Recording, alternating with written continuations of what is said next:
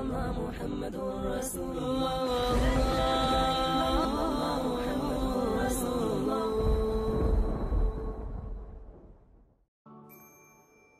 پس از بستن صلح حدیبیه پیامبر صلی الله علیه وسلم از مکر قریش در امان ماند، اما دشمن دیگری او را در کمین بود. سردار افیان. کیان آنها؟ آنها یهودیان خیبرند، آنهایی که تمام گروه ها را بر ضد پیامبر صلی الله علیه وسلم در جنگ خندق به شور آوردند، آنهایی که با بنی غطفان اتفاق کردند و با هم بر علیه پیامبر صلی الله علیه وسلم پیمان بستند. آنها کسانی اند که برای کشتن پیامبر صلی الله علیه وسلم نفری را فرستاده بودند. با منافقان هم دست شدند. یهودیان خیبر همینها بودند که در دشوارترین حالت بنی قریظه را بر ضد پیامبر تشویق کردند. ترغیب و تشویق کردند تا آنها عهد را با پیامبر صلی الله علیه وسلم بشکنند.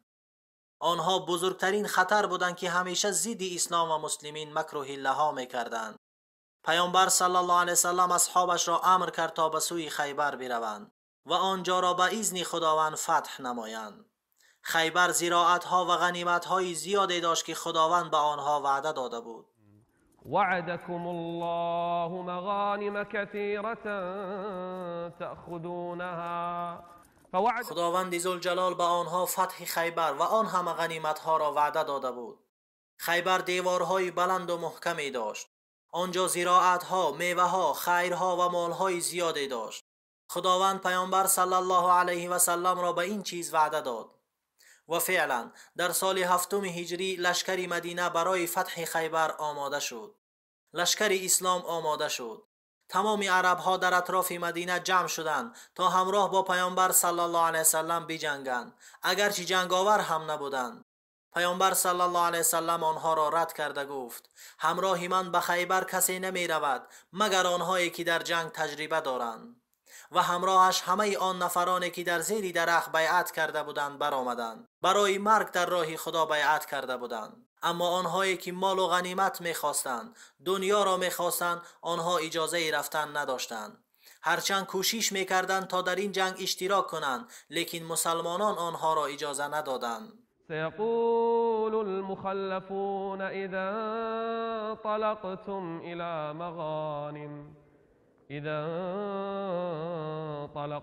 إلى مغانم لتأخذوها ذرونا نتبعكم يريدون أن يبدلوا كلام الله قل لن تتبعونا كذلكم قال الله من قبل فسيقولون بل تحسدوننا بل كانوا لا يفقهون إلا قليلا. گمان میکردند که جنگ در راه خدا این تنها برای به دست آوردن غنیمت ها و زراعت هاست، اما جنگ برای این نبود. از این سبب منع کرده شدند و همراه با پیامبر صلی الله علیه وسلم تنها آنهایی که در زیر درخت بیعت کرده بودند آنها برآمدند. همین طور لشکر اسلام به سوی خیبر رهسپار شد. اما سردار منافقان در مدینه یکی را روان کرد تا به اهل خیبر برساند که لشکر محمد به سوی شما می آید. آمادگی خود را بینید. اینجا زمین زیر پایشان به لرزه درآمد. ترس در دل آنها جا شد. ترس سینه های آنها را پر کرد. این لشکر پیامبر خدا صلی الله علیه وسلم بود که به سوی خیبر می رفت، به سوی رأس مشکلی ها، به سوی یهودیان خیبر. آنها از بنی غطفان کمک خواستند. با ما کمک کنید، ما به هم عهد و پیمان داریم.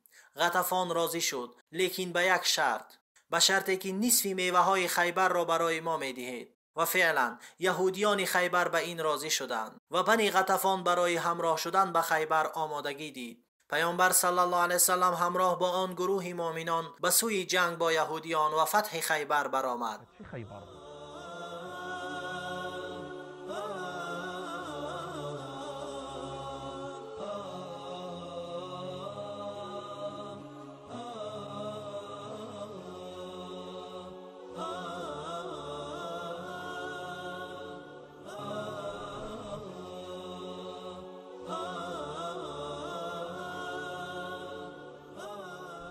لشکر اسلام راه به سوی خیبر را پیش گرفت. همراهشان پیامبر صلی الله علیه وسلم بود. آنها را برای جنگ با یهودیان سرداری میکرد. این خبر را کی شنید؟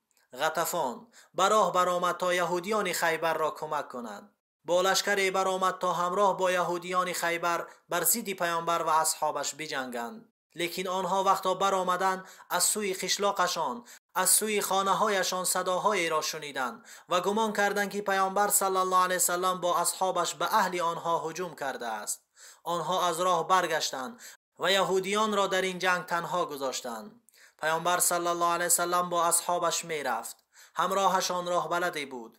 پیش از اینکه به راه اساسی برآیند، پیامبر صلی الله علیه وسلم از او پرسید: این راه چی نام دارد؟ گفت حزن. پیامبر صلی الله علیه وسلم به آن راه نرفت. وقتا به راه دیگری رسیدند، پیامبر صلی الله علیه وسلم پرسید: این راه چی نام دارد؟ گفت حاتیف. پیامبر صلی الله علیه وسلم به این راه هم نرفت و به راه دیگری رسیدند. پیامبر صلی الله علیه وسلم از او پرسید که این چی نام دارد؟ گفت مرحب. پیامبر صلی الله علیه وسلم با آن راه به سوی خیبر رفت. در راه یکی از صحابگان با یک صدای زیبای شعر میخواند و اصحاب گوش میکردند. حتی پیامبر صلی الله علیه وسلم نیز گوش میکرد. او میخواند: اللهم لولا الله ما اهتدينا ولا تصدقنا ولا صلينا فأنزلا سكينة علينا وثبت الأقدام إن لاقينا. او شعر میخواند و پیامبر صلی الله علیه وسلم او را گوش میکرد. وقتا که شعرخوانی را تمام کرد، پیامبر صلی الله علیه وسلم گفت: او کیست؟ گفتند عامر ابن اکوع، یکی از اصحاب. پیامبر صلی الله علیه وسلم گفت: خداوند او را رحمت کند. و پیامبر صلی الله علیه وسلم هرگاه در راه جنگ به کسی که خداوند رحمتش کند میگفت، آن کس در این جنگ شهید میشد. و فعلا عامر ابن اکوع در این جنگ شهید شد. لشکر می رفتند حتی که به نزد یکی از قلعه های خیبر رسیدند. پیامبر صلی الله علیه وسلم خیبر را از دور دید. دستانش را به سوی آسمان برداشته گفت: وقال اللهم رب السماوات السبع وما أضلل ورب الأراضين السبع وما أقلل ورب الشياطين وما أضلل ورب الرياح وما درين أسألك خير هذه القرية وخير أهلها وخير ما فيها وأعوذ بك من شر هذه القرية وشر أهلها وشر ما فيها. لشکر اسلام به خیبر نزدیک می شد و همراهشان پیامبر صلی الله علیه وسلم بود تا اینکه شب فرا رسید. پیامبر صلی الله علیه وسلم در نزدیکی های خیبر اردو زد و در آن شب به اصحاب گفت: پرچم را فردا به کسی خواهم داد که خدا و رسولش او را دوست می دارند و او نیز خدا و رسولش را دوست می دارد و خداوند با دستی او اینجا را فتح می کند. اصحاب رضی الله عنهم تمام شب فکر می کردند که این مرد کی باشد. هر یکی آرزو می کرد که آن مردی که پرچم به او داده می شود خودش باشد. همه اصحاب. وقتا که صبح شد، در همان صبح پیامبر صلی الله علیه وسلم از اصحابش پرسید.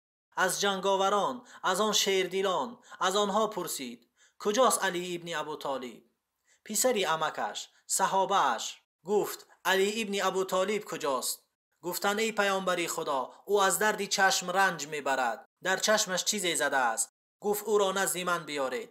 وقتا او را آوردند، پیامبر صلی الله علیه وسلم دعا کرد و در چشمش دمید. او شفا یافت، گویا که چیزی رخ نداده است. سپس پرچم را به او داد. به کی؟ به ابوالحسن علی ابن ابو طالب، همان قهرمان، همان شیر خدا، همانی که خدا و پیامبرش را دوست می داشت و خدا و پیامبرش نیز او را دوست می دارند. علی ابن ابو طالب. علی ابن ابو طالب پرچم را گرفت و به پیامبر خدا گفت: چیکار کنم ای پیامبر خدا؟ گفت: به راهت راست برو، به نزد آن قوم برو و اول آنها را دعوت کن تا اسلام بیارند. اگر پذیرفتند، قسم به خدا که اگر با سبب تو مردی را هدایت کند، این برای تو از شتران سرخموی دیده بهتر است. به غنیمت ها فکر مکن، به نعمت ها فکر مکن، به اشتران فکر مکن، به این میوه ها فکر مکن. اول برای دعوت اسلام فکر کن. قسم به خدا که اگر یکی از آنها هدایت یابد، تنها یک نفر از یهودیان خیبر، اگر یک مرد با سبب ما اسلام بیارد، برای ما از تمام غنیمت ها دیده بهتر است.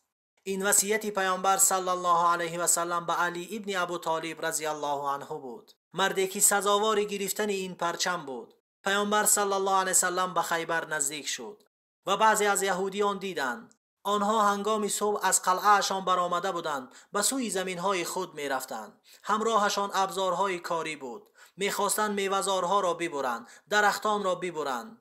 وقتا که لشکری محمد را دیدند فریاد زدند: محمد می آید، محمد می آید. به قلعه هایشان در آمده درها را محکم کردند و مردم را می ترسانیدند. پیامبر صلی الله علیه وسلم در نزدیکی های قلعه اردو زد. حباب ابن منذر که در جنگ بسیار مردی با تجربه بود گفت: ای پیامبری خدا، این جای خوبی نیست. یهودیان دستشان به ما میرسد و ما کاری کرده نمیتوانیم.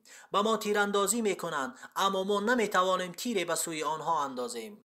شاید به ما غالب آیند، پس این جایمان را باید تغییر دهیم. و پیامبر صلی الله علیه وسلم اشاره کرد و پیامبر صلی الله علیه وسلم آنجا را تغییر داد و در منتظر یک جنگ تاریخی شد که در خیبر بین او و یهودیان باید رخ میداد.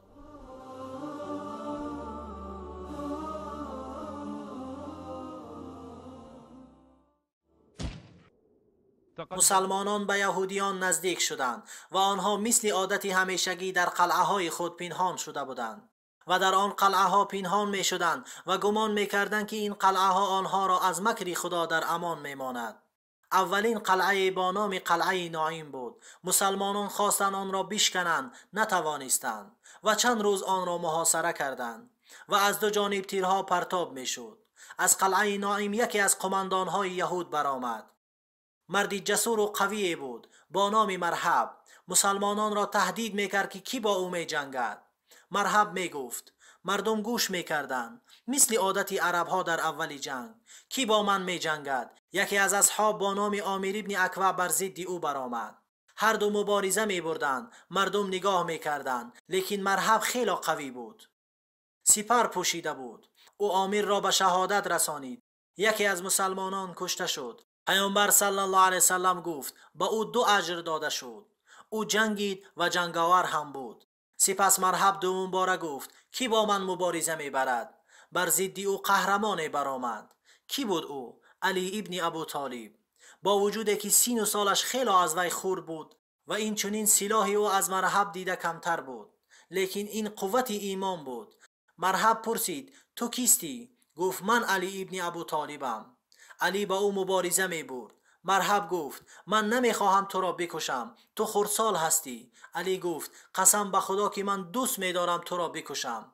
هر دو مبارزه می بردند و ناگه یک ضربه از جانب علی او را از پا افشانید. مسلمانان تکبیر گفتند و پیامبر صلی الله علیه وسلم تکبیر گفت و مسلمانان اولین قلعه را فتح کردند و یهودیان به قلعه‌ای که در پس آن بود فرار کرده پناه بردند.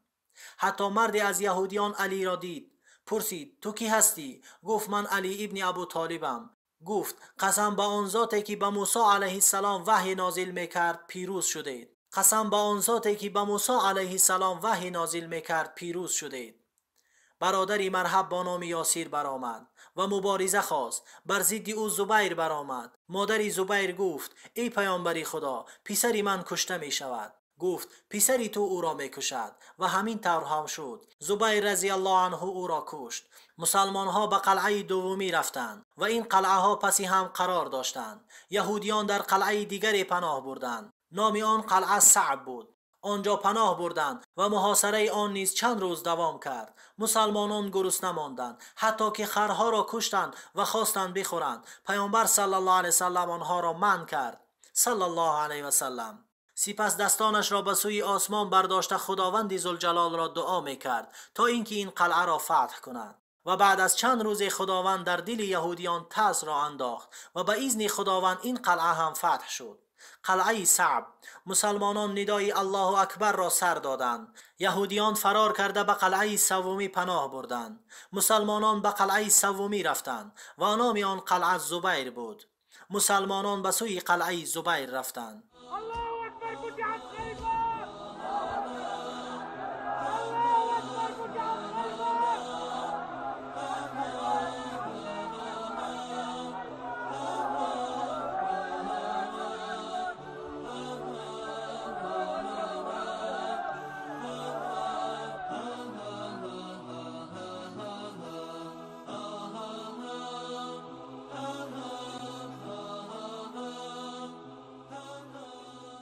بعد از اینکه مسلمانان قلعه صعب را فتح کردند، یهودیان به قلعه‌ای که در پس آن بود فرار کردند. آنها چنین بودند: از یک قلعه به قلعه دیگر پناه می بردند. به سوی قلعه با نام زبیر رفتند. آنجا تمام توشه را با خود گرفته بودند و آب هم به آنجا می رفت. پیامبر صلی الله علیه وسلم آنها را چندین روز محاصره کرد. قلعه آنها را آتش نزد. بین آنها تنها پرتاب تیرها صورت می گرفت. یک یهودی به نزد پیامبر صلی الله علیه وسلم آمده گفت: ای محمد، به خدا سوگند اگر آنها را یک ماهی دراز هم محاصره کنی آنها نمی برایند، زیرا آنها خوراکواری دارند و آب هم به آنها دسترس می شود و اگر تو آب را به آنها ببندی آنجا ماندن نمی توانند. و پیامبر صلی الله علیه وسلم آب را به آنها بست و پیش از اینکه آنها از تشنگی هلاک شوند به قلعه‌ای که در پس آن قلعه بود فرار کردند و این قلعه قلعه ابی نام داشت. آنها با مسلمانان روبرو نمی جنگیدند زیرا نمی توانستند بجنگند. لا يقاتلونكم جميعا إلا في قرى محصنة أو من وراء جدر. تا امروز آنها تنها از پشت دیوارها می جنگند. بأسهم بينهم شديد تحسبهم جميعا وقلوبهم شتى ذلك بأنهم قوم لا يعقلون. در این قلعه بین مسلمانان و یهودیان مبارزه ها صورت گرفت، لیکن مسلمانان همه آنها را کشتند و آخرین کسی از یهودیان کشته شد با دست ابو دجانه سیماک ابن خرشه رضی الله عنه بود. وقتی که آخرین جنگاور کشته شد مسلمانان به قلعه هجوم کردند. یهودیان از این قلعه به قلعه‌ای که در پس آن بود فرار کردند. این قلعه قلعه نزار نام داشت. یهودیان آنجا زنان و فرزندانشان را نگاه می داشتند، زیرا این قوی ترین قلعه در خیبر بود. همه زنان و همه کودکان را در این قلعه جمع کرده بودند. یک جنگ سخت آنجا صورت گرفت. تیراندازی میکردند، با سنگ میزدند، لیکن آنها در آخر فرار کردند. وقتی پیامبر صلی الله علیه وسلم منجنیق را استفاده کرد و قلعه آنها را بر سرشان خراب کرد، آنها دانستند که کار تمام است. چیکار کردند؟ زنهایشان را پرتافته به گوشه از خیبر پناه بردند. چگونه ای که خداوند درباره آنها میگوید: تحسبهم جميعا وقلوبهم شتى ذلك بأنهم قوم لا يعقلون. زنان و کودکان را پرتافته به گوشه ای از خیبر پناه بردند.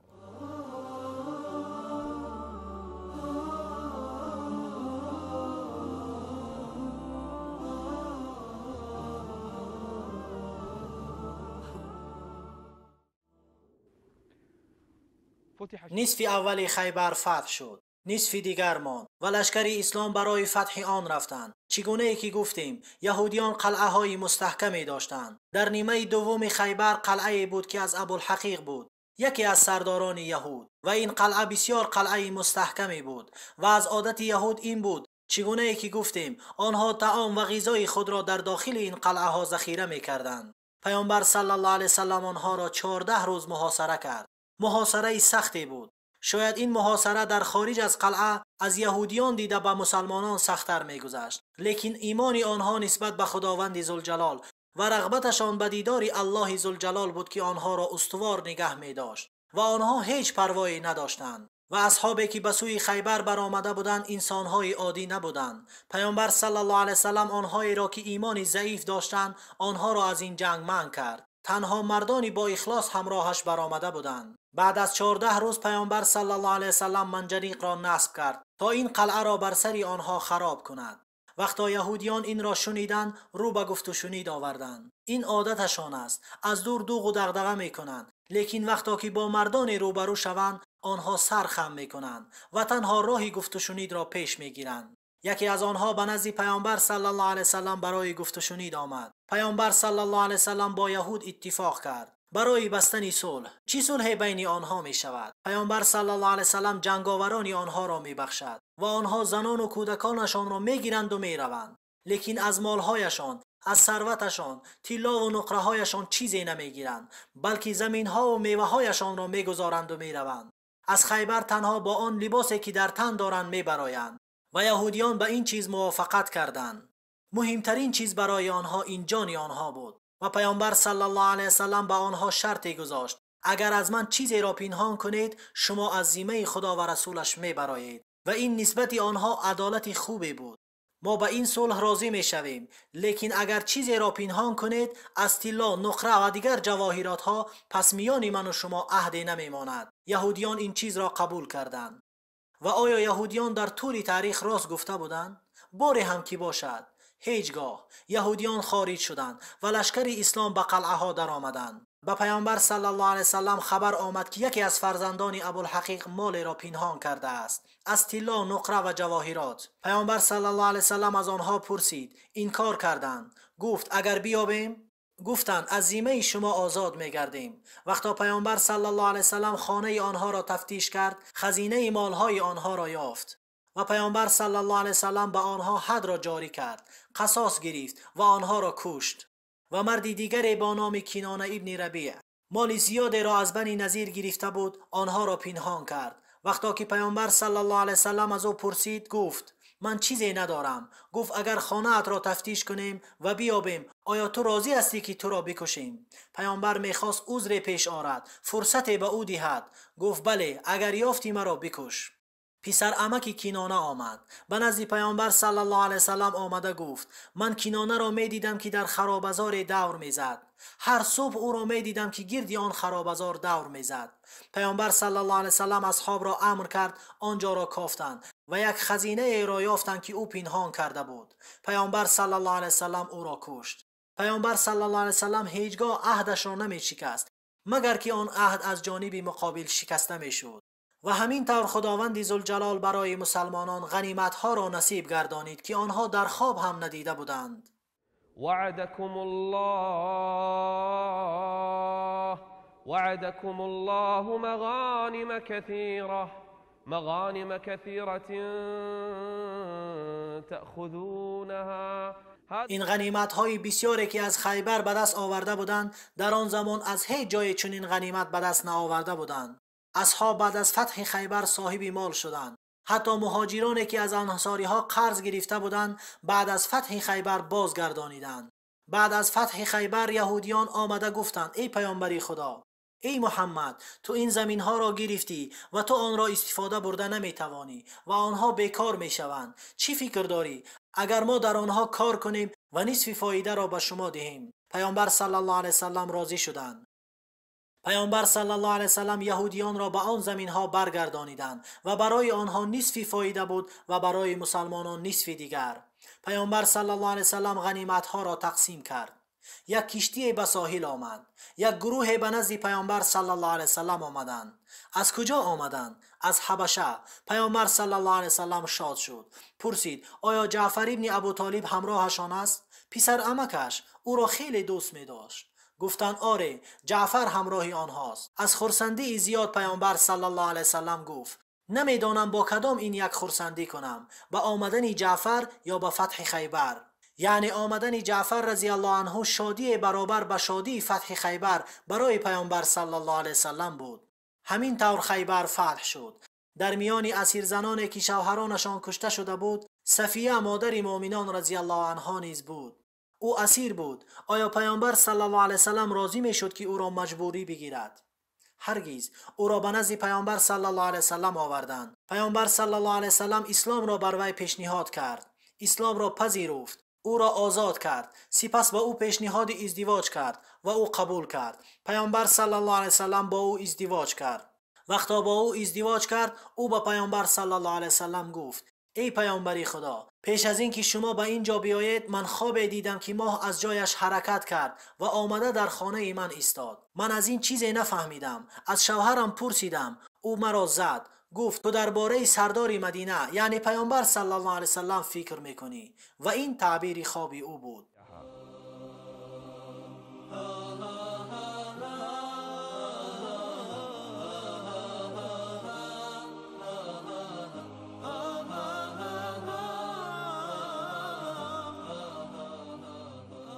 بعد از اینکه خداوند نعمتش را برای مسلمانان و اسلام ارزانی کرد، خیبر فتح شد و غنیمت ها تقسیم شد و این یک فتح بزرگی بود.